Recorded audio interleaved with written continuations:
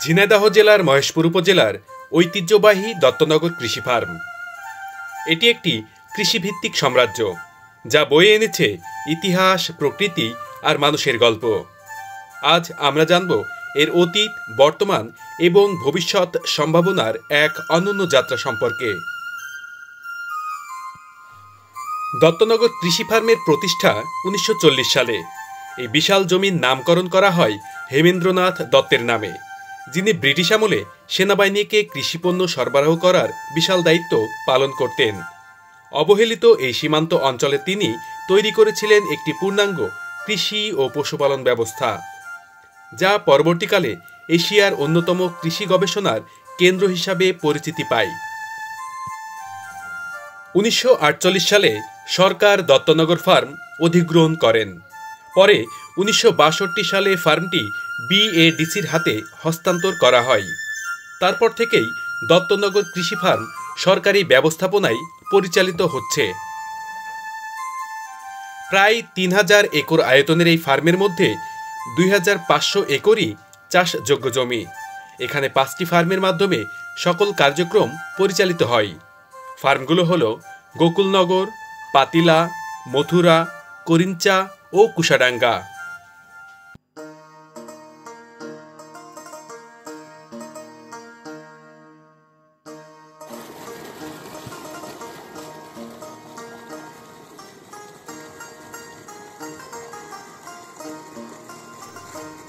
রয়েছে বিশাল সেচ ও ড্রেনেজ ব্যবস্থা, যার ফলে এটি কৃষি উৎপাদনের জন্য একটি আদর্শ অঞ্চল।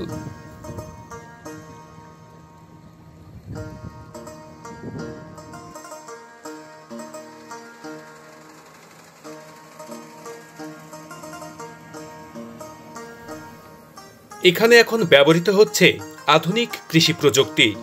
হারভেস্টার মেশিনের সাহায্যে ধান কাটা হচ্ছে, যার কারণে অল্প সময়ে অধিক পরিমাণ ধান কাটা ও সহজে সংগ্রহ করা সম্ভব হচ্ছে।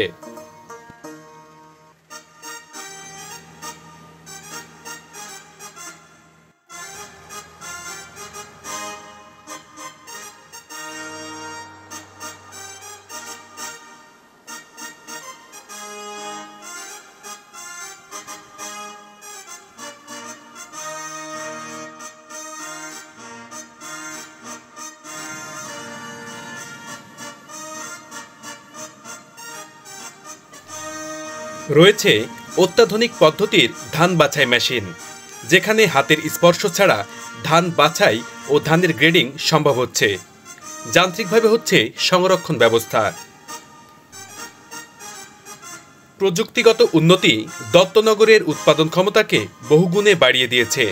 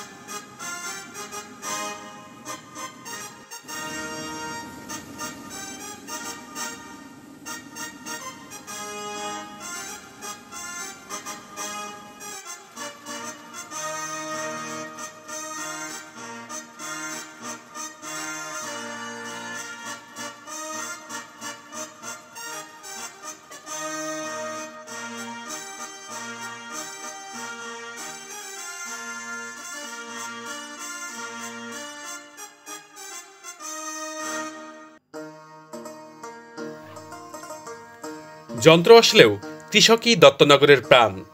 ধান শুকানোর মতো কঠোর কাজ থেকে শুরু করে মাঠ পরিচর্যা, সবকিছুই তাদের হাত ধরেই সম্পন্ন হয়।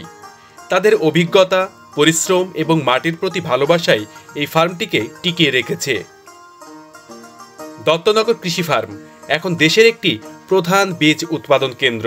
আউশ, আমন, বোরো সহ বিভিন্ন ফসলের বীজ এখানে উৎপাদিত হয়, যা কৃষি উন্নয়নে বড় ভূমিকা রাখে।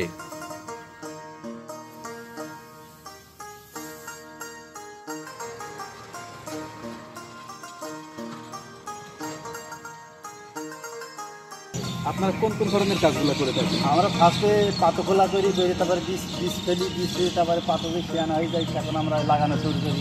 এখানে কতজন মজুরি কাজ করে? এইখানে তা 300-400। শুধু এই খামারে 300-400 নাকি সব খামার মিলে? না, এই খামারে শুধু এই খামারে 3 থেকে 400 জন কাজ করে আছে। আপনাদের কি প্রতিদিন কাজ করে থাকে? প্রতিদিন কাজ হয়, মানে বছরে যে 12 মাস আছে, 12 মাসে কি আপনাদের কাজ চলে? 12 মাসই চলে।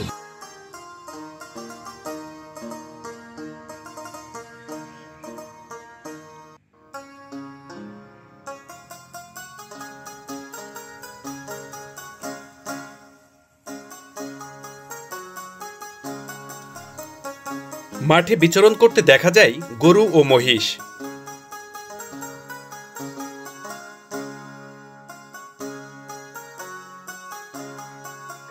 প্রতিটি উপখামারে রয়েছে সুসজ্জিত গবাদি পশুর খামার, যার প্রতিটিতে কয়েকশো করে গরু লালন পালন করা হয় এবং দহনকৃত দুধ স্থানীয় বাজার ও সরকারি প্রতিষ্ঠানে বিক্রয় করা হয়।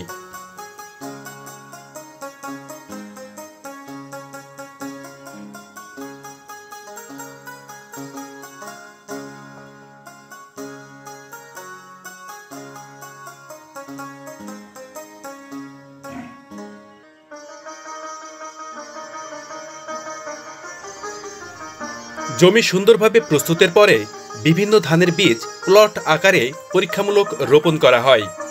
পরবর্তীতে তা বাছাইয়ের মাধ্যমে দেশের বিভিন্ন প্রান্তে সরবরাহ করা হয়।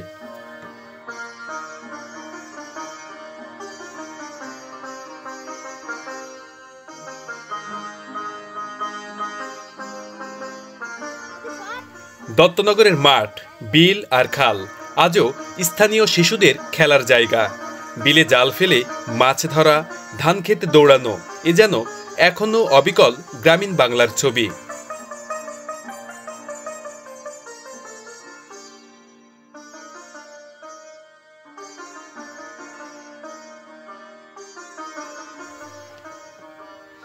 চাষযোগ্য জমির পাশাপাশি রয়েছে শতবর্ষীয় পুরাতন ও বাংলাদেশের দ্বিতীয় বৃহত্তম বটবৃক্ষ, যেটি ফার্মটিকে আরও সমৃদ্ধ করেছে।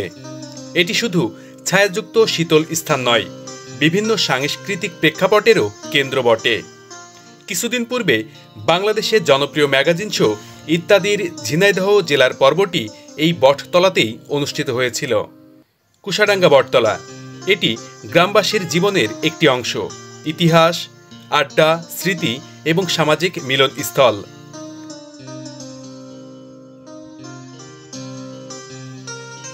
যদিও এটি সরকারি পর্যটন মানচিত্রে নেই, স্থানীয় প্রিয়জন ও আকাঙ্ক্ষার ভিত্তিতে এটি একটি সম্ভাবনাময় জায়গা। যদি সঠিক পরিকল্পনা থাকে এবং সরকারিভাবে সহযোগিতা করা হয়, তাহলে এটি কেবল গ্রামীণ এক স্পট হিসাবে নয়, বরং প্রাকৃতিক ও সাংস্কৃতিক গন্তব্য হিসাবেও গড়ে উঠতে পারে।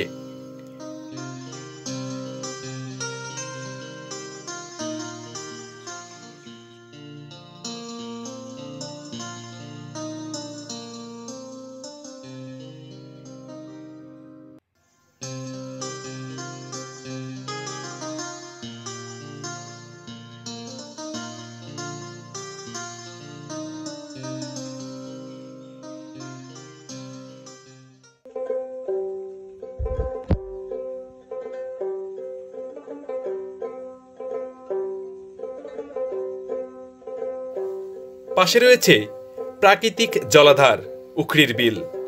এখানে ফুটে থাকা পদ্মপাতা ও ফুল আপনার মনে প্রশান্তি যোগাবে।